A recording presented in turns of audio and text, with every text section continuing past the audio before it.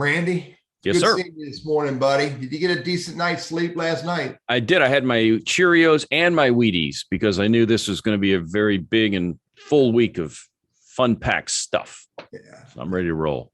Cool. So, man, I hate it that baseball's over now. That was fun last week, man. Yeah, it was. I had some good weather and just a good time to get out and about. And let's just say there was ample seating available. So we took a chance to the opportunity to spread out a little bit and so forth. We're going to talk about that in some stories and share that. But first, again, Randy Wooden with Goodwill Industries, Northwest North Carolina, director for the Professional Center. If you're a job hunter and you're so inclined to change jobs like a whole lot of other people are, I'm not changing jobs. I'm still here. And so I'm happy to help you. With that process. We're free. Find me on LinkedIn, reach out to me. We're happy to help, like I said. And we hang out a couple times a week with my friend Teddy Burriss. And Teddy, so why don't you introduce yourself? Yeah, so I'm Teddy. My business is Burriss Consulting Incorporated. I work for my wife. I want her to think that way. I mean, she literally works for me at my beck and call, whatever I tell her to do. Don't hit me. But we're LinkedIn strategists, trainers, and coaches, all about helping people master using LinkedIn as a business tool. Love doing webinars, corporate training programs, show up at sales meetings, love one-on-one coaching. We've got mastermind groups. We've got a membership site on Quora. Love doing this stuff every day, day in and day out. But Randy and I get together on Mondays for this little 15-minute chat. We'll tell a story or two and maybe a joke or two and a tip or two. So, Randy, do you have a story, buddy? Well, yeah, kind of, sort of, with that about that baseball with the Dash. Now, granted, the Dash, their season's over, and let's just say it leaves. They have room for improvement next year, but that's not really why you typically go to a minor league game. You go for the entertainment value. The players change readily. I mean, they get promoted, they get cut, released. And so, it's more of the experience. Yeah. It really is. And I think of that. And I think of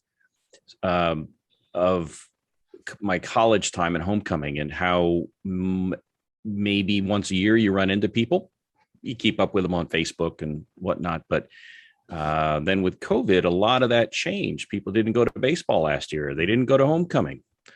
And it's the same way with you, my friend. I hadn't seen you in almost 2 years, other than twice a week and 24/7 on LinkedIn, Facebook, and Tinder, and all those sites that you frequent. Point being, it's one thing to be virtual. And yes, you can develop rapport, relationship, you can do business, a lot of things like that. But when I saw you, gave you the handshake and the old guy hug, around the one shoulder kind of a thing. And it to me, it almost felt like, somebody that I hadn't seen for a while from, let's say, from college, or maybe that I had worked with years ago, that I had a good rapport with, that you run into and it's like, dude, man, it's been a long time. And so it was really cool to hang out for a few hours and shoot the breeze, enjoy a little beverage as things would be, and not get arrested. So I consider that a win all around. So again, so do our producers, Randy. It was a good time. But again, I don't want to lose sight of that whole, it's that interpersonal thing that virtual can't quite replicate, but to the degree that you can and be safe, I think it's a pretty cool thing to actually get out and about where you can. Yeah, I'm with you, buddy. My story is very relevant. I mean, it was the first time that I went out, with a buddy. And then, we went to a space where more of our buddies were. I mean, we ran into, 2 or 3 people that I haven't seen in ages. And one guy stopped with his, 9-month-old kid, who he could not control, but this kid was all over the place. And, we had a great little chat and, ran into another guy, Dan, that, I haven't seen him in ages, and he's out there at the baseball stadium as well. And you're right, there was plenty of open spaces because not a lot of people came out there. But I miss that, man. I really do miss being out in public and saying hi to people. And I encourage people to do it. Do it right. do it safe, do it smart. All that stuff is important. Mhm. But man, there's nothing better than good old IRL, in real life networking. That's really it rocks it for me, as I'm sure it does Yeah. for you.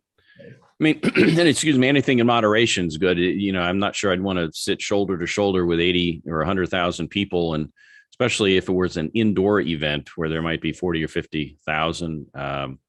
That'd be a tough one. But no, this was fun. We had a lot of fun. Hey, we've got a fun show coming up, by the way. And we actually have not just one, not just two.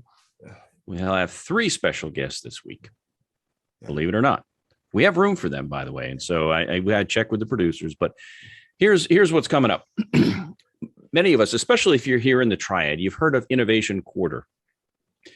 And it's for those that are out of the area. The short story is basically Winston-Salem had been a tobacco town, textile manufacturing, that kind of thing.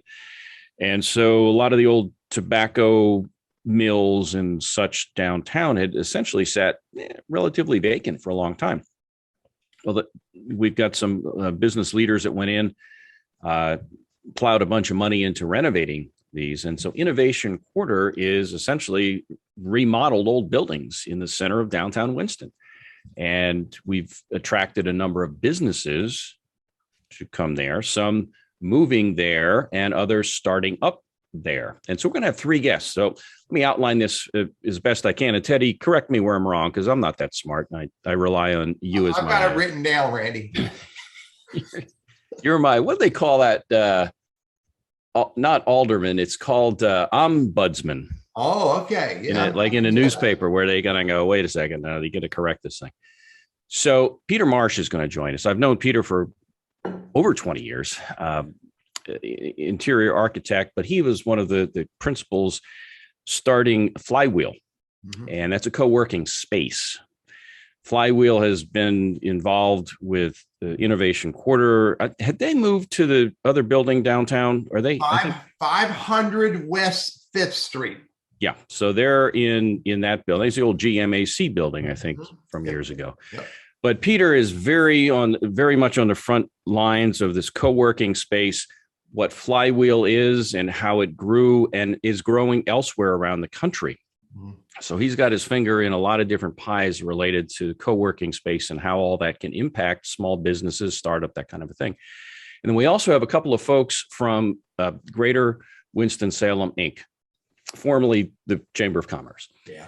And we've got Clay Johnson and also Laura Lee. So why do we have two of them? Well, one of them deals with the initiatives behind Greater Winston-Salem in terms of trying to attract outside businesses to come to do business here, to relocate their business or open up a new branch here, a new facility. And then they also have an initiative about cultivating, fostering startup entrepreneurial scenarios. So as a business incubator to start from scratch new businesses. And so between Clay and Laura, they'll cover both those topics. And then Peter will talk about the co-working space. This whole thing about how COVID has brought on a shift, whether you're thinking about starting a business saying, hey, I'm tired of getting downsized, or just the whole virtual aspect of it and being able maybe to work from anywhere. But you may not want to work from your palatial estate, just like with me, with my palatial estate here. I may say, I'd rather go to work at a place away from home, away from distractions. And so maybe Flywheel or others like that are in play. And I think you spent some time there, didn't you? I spent about 4 years at Flywheel. I love Flywheel. It's a great environment. So it'll be a great conversation about co-working spaces and growth and business, bringing new businesses into our town, and be a great opportunity for people to uncover new ideas that they haven't thought about. Yeah. And that's one of the things we try to do on the show. I mean, we can talk resumes and interviewing all day long, but that gets boring even to you and me, Teddy. I mean, you can only slice and dice a resume so many ways. And we're happy to try to help folks with that. But there's so much else going on in the world that relates not just to job hunters, but also people. If you're a professional, you want to know what's going on in your community, in the business world. What are some trends? How can I better play with others? How can I improve as a professional? And so here's an example of that. So we're excited to bring Peter. We've also got Clay and Laura. We'll invite all three next week. And so we'll have some fun with that. Cool. Cool. Yeah. So I'll share the link to registration. I'll drop that in the YouTube video and drop it in the other posts. So, all right. So what's your career tip for the week, buddy? Well, I'll tell you what, we had, for those that watch our show on Wednesday regularly, we had Melissa Hughes on. She's a neuroscientist. And before you kind of roll your eyes and go, oh man, that's going to be boring. It wasn't. She was one of the top 5 shows in terms of views that we've had. Yeah. She's in Florida, and she spoke about uncertainty and its impact on the brain, job loss, its impact on the brain, the imposter syndrome. Great show. So the other day for Goodwill, I do a number of webinars for Goodwill. So not Lunch with Randy and Teddy, but this is a Goodwill production.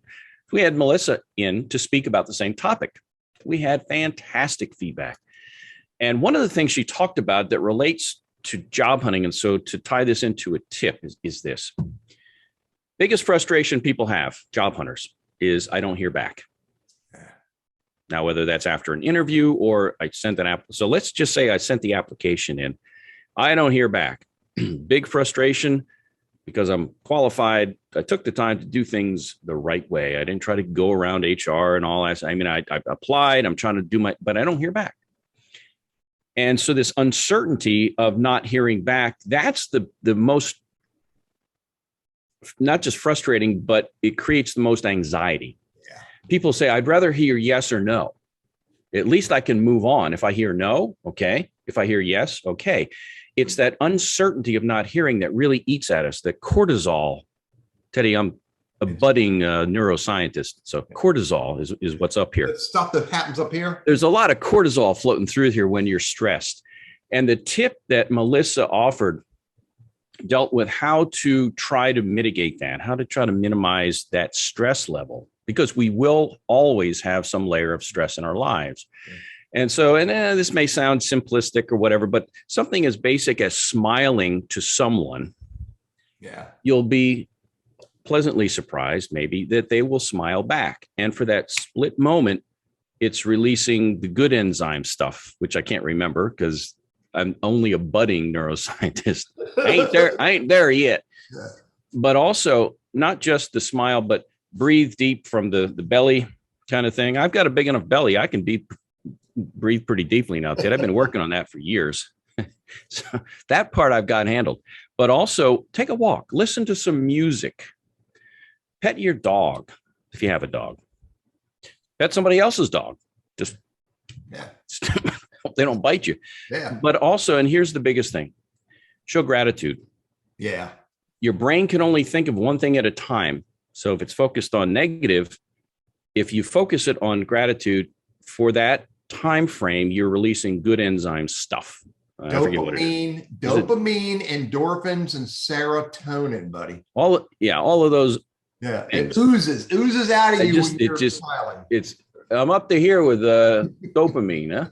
But point is, you have some level of control over how you allow situations to affect your psyche and your emotions. So take the time, breathe, okay, smile, music, walk, gratitude.